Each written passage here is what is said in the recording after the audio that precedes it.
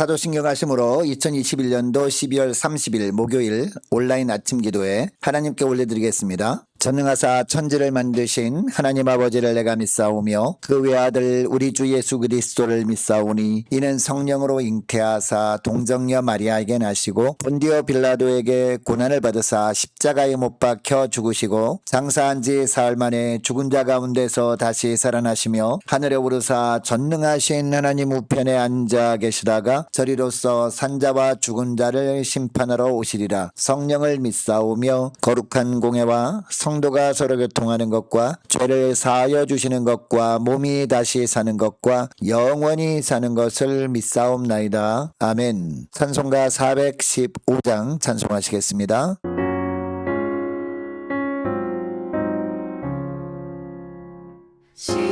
십자가 그늘 아래 나 쉬기 원하네.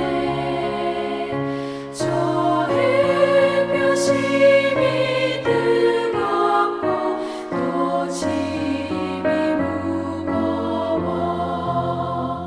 이 광야 같은 세상에 늘 방황할 때에 주 십자가의 그늘에 내 쉴 곳 찾았네. 내 눈을 밝히 떠서 저 십자가 볼 때 날 위해 고난 당하신 주 예수 보인다. 그 형상 볼 때 내 맘에 큰 찔림 받아서 그 사랑 감당 못하여 눈물만 흘리네. 십자가 그늘에서 나 길이 살겠네. 나 사모하는 광채는 주 얼굴뿐이라. 이 세상 나를 버려도 나 두려움 없네. 내 한량없는 영광은 십자가뿐이라.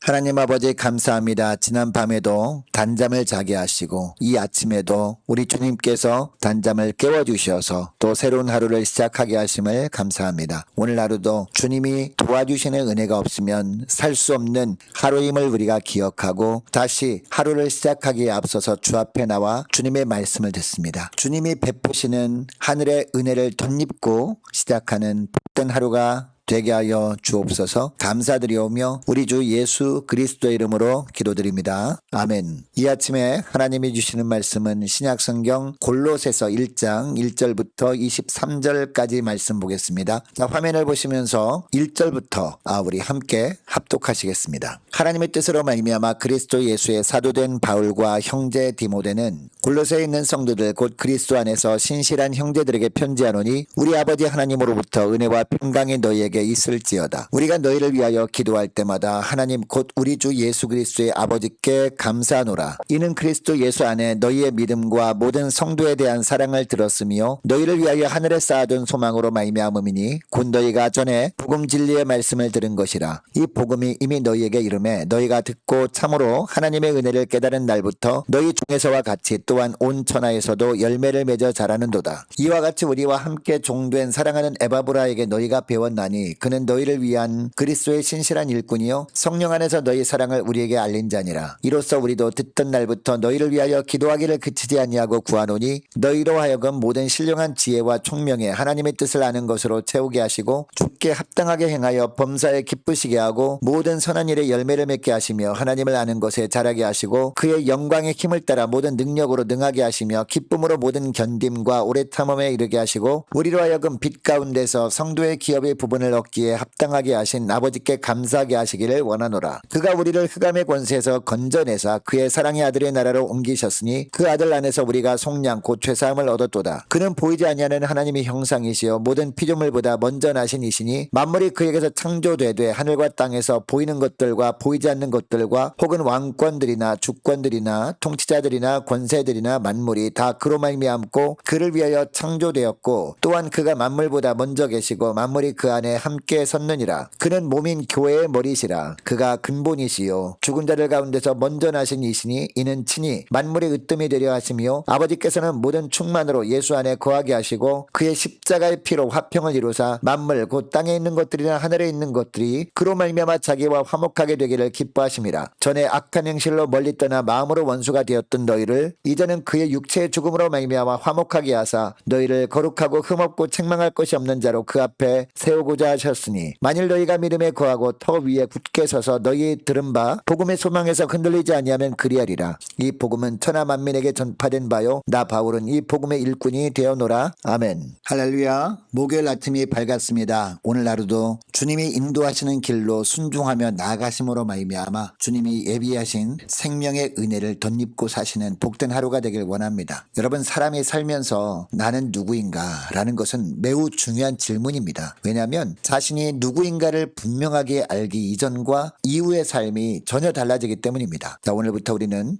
새벽마다 골로새서 말씀을 통해서 함께 은혜 받길 원합니다. 여러분, 골로새서는 사도 바울이 옥중에서 쓴 편지입니다. 바울은 이스라엘 초대왕을 배출한 베냐민 지파 출신 유대인이었습니다. 그리고 당대 최고의 석학이었던 가말리엘이 문화생이었습니다. 또한 당시 산헤드린 공회원이었습니다. 그리고 종교적인 열심으로는 최고의 바리새파 중에 바리새인이었습니다. 여러분, 이런 바울의 배경은요 당시 유대인들 세계에서는 누구나 부러워할 만한 것들이었습니다. 그래서 사람들 앞에서 이런 자신의 배경을 자랑할 수도 있었습니다. 그러나 바울은 그렇게 하지 않습니다. 바울은 이런 것을 앞세우거나 그것을 기준으로 자신을 바라보지 않았습니다. 빌립보서 3장 8절을 보면 심지어 이런 것들을 배설물처럼 여겼다 라고 하고 있습니다. 그리스도를 아는 지식이 가장 고상하게 느껴졌기 때문입니다. 여러분, 바울이 이렇게 변화되었던 이유가 뭘까요? 첫째로 자신은 복음의 일꾼이라는 사실을 알게 되었기 때문입니다. 자, 23절 하반절 말씀을 보시기 바랍니다. 23절 하반절 말씀을 보면 나 바울은 이 복음의 일꾼이 되어노라 라고 하고 있습니다. 여러분, 사도 바울이 자신을 이처럼 복음의 일꾼으로 소개하고 있는 이유가 뭘까요? 간증이 있는 사람이었기 때문입니다. 여러분, 로마서 1장 16절 17절에 보면 바울이 어떤 간증을 합니까? 내가 복음을 꿀하지 않는다라고 합니다. 이 복음은 모든 믿는 자에게 구원을 주시는 하나님의 능력이 됨이라 라고 합니다. 그리고 먼저는 유대인에게요, 그리고 헬라인에게로다. 복음에는 하나님의 의가 나타나서 믿음으로 믿음에 이르게 하나니 기록된 바 오직 의인은 믿음으로 말미암아 살리라 함과 같으니라 라고 합니다. 여러분, 여기서 유대인은요 바울 자신을 가리키는 것이기도 합니다. 그러니까 유대인이었던 바울 자신이 복음을 통해서 구원을 주시는 하나님의 능력을 경험했던 겁니다. 자신을 변화시킬 정도로 복음의 능력이 대단한 것이기 때문에 헬라인들도 이 능력을 경험했으면 좋겠다고 고백하고 있는 겁니다. 이처럼 바울은 복음을 통해서 하나님의 구원을 경험한 간증이 있는 사람이었습니다. 그래서 자신을 복음의 일꾼이라고 소개하고 있는 겁니다. 여러분, 바울이 하나님의 구원을 경험하기 전에는 하나님의 복음은 하찮은 것으로 여겼습니다. 그러나 복음을 통해서 하나님의 구원하심을 체험하고 나니까 어떻게 되었습니까? 세상에 그 어떠한 것보다 복음이 위대하게 느껴진 겁니다. 하나님의 엄청난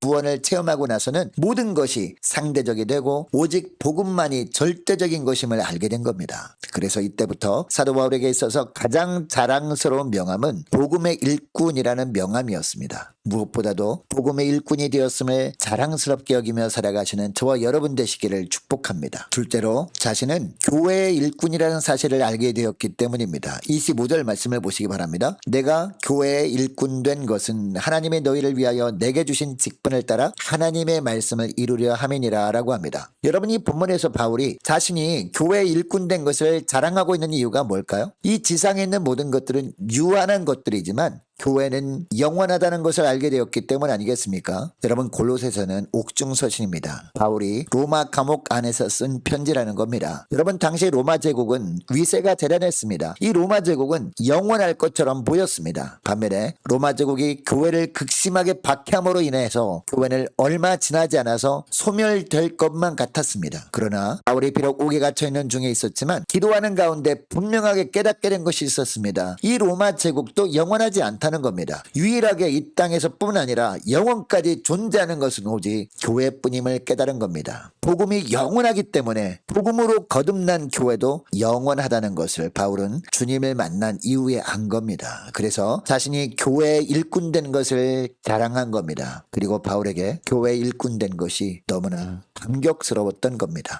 여러분, 물론 교회도 유한한 공동체이긴 합니다. 약점을 가진 사람들이 모임이긴 합니다. 그래서 모순과 갈등이 존재할 수밖에 없습니다. 그럼에도 불구하고 하나님의 관심은 교회에 머물러 있습니다. 그래서 진정으로 구원을 받은 자는요, 교회에 대한 인식이 새로워지고 그 교회를 사랑하게 되는 겁니다. 그래서 심지어 고린도 교회 같이 문제가 많은 교회도 사도 바울은 뭐라고 합니까? 하나님의 거룩한 교회라고 부른 겁니다. 여러분, 하나님은 교회를 결코 포기하지 않으십니다. 예수 그리스도의 피로 값주고 사신 공동체이기 때문입니다. 그리고 하나님은 하나님의 소원과 뜻을 하나님의 교회에 두시고 하나님의 교회를 통해 그것을 이루시길 원하시는 분이십니다. 그러면 여러분, 교회의 일꾼이 되었다는 것은 무슨 뜻일까요? 24절을 보니까 나는 이제 너희를 위하여 받는 괴로움을 기뻐하고 그리스도의 남은 고난을 그의 몸된 교회를 위하여 내 육체에 채우노라 라고 합니다. 교회를 위해서 수고를 다 했다는 의미입니다. 여기서 말하는 교회 일꾼은요, 목회자나 직분자를 뜻하는 것이 아닙니다. 구원을 받은 우리 모두가 복음의 일꾼인 동시에 교회의 일꾼이라는 뜻입니다. 여러분, 이것을 기억하시고 교회의 일꾼이라는 사실을 가장 기쁨으로 여기며 사시는 저와 여러분 되시기를 축복합니다. 셋째로 사도 바울은 자신이 그리스도의 일꾼이라는 사실을 알았기 때문입니다. 자, 1절을 보면 바울은 자신을 뭐라고 소개합니까? 예수의 사도라고 소개합니다. 그리고 7절을 보면요, 바울은 또 에바브로디도를 소개하면서 함께 종된 그리스도의 신실한 일꾼이라고 합니다. 여러분, 당시 사도 바울은 목회자였습니다. 그리고 에바브로디도는 바울의 믿음의 동역자였습니다. 여러분은 목회자로부터 또는 믿음의 동료들로부터 어떻게 불리워지기를 원하십니까? 사도 바울처럼 복음의 일꾼, 교회의 일꾼, 그리스도의 일꾼으로 불리워지기를 소망하며 사시는 여러분 되시기를 축복합니다. 이런 소망을 가지고 살 때 하나님께서 매 순간마다 하늘의 능력을 부어주심으로 말미암아 어떤 역경도 이겨내면서 이 사명을 감당할 수 있도록 은혜를 베풀어 주십니다. 여러분, 이것을 기억하시고 오늘 기도할 때 이렇게 기도했으면 좋겠습니다. 하나님, 그리스도의 십자가 사랑을 통하여 복음을 깨닫게 하시고 하나님의 자녀로 구원받게 하심을 감사합니다. 그 은혜 감사하면서 다른 것보다도 복음의 일꾼,